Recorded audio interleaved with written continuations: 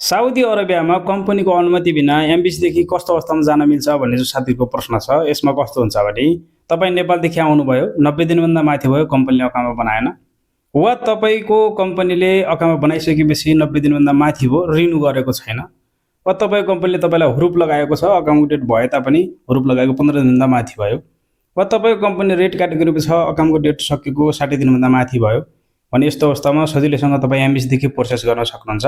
र यसमा चाहिँ कस्तो हुन्छ भने यदि तपाईँको अकामा बनाएको छ भने कुन ठाउँदेखि बनाएको, त्यहाँको डिपुटेसनले काम गर्ने भएका कारण त्यहाँदेखि प्रोसेस गर्नुपर्छ भने, यदि अकामा बनाएको छैन भने तपाईँ कुन एयरपोर्टदेखि आउनुभएको त्यहाँको डिपुटेसनले काम गर्ने भएको कारण त्योदेखि तपाईँले काम गराउनु पर्ने हुन्छ।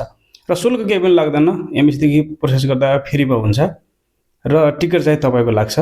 तर अब तपाईँले प्रोसेस गरिसकेपछि एक्जिट लागिसकेपछि तपाईँ या एयरपोर्टदेखि आएको या अकामा इस्यु भएको ठाउँदेखि बनाएको जहाँदेखि भएन पनि एक्जिट लागिसकेपछि तपाईँ कुनै पनि ठाउँदेखि सजिलैसँग जान सक्नुहुन्छ, जानेमा कुनै पनि समस्या रहँदैन।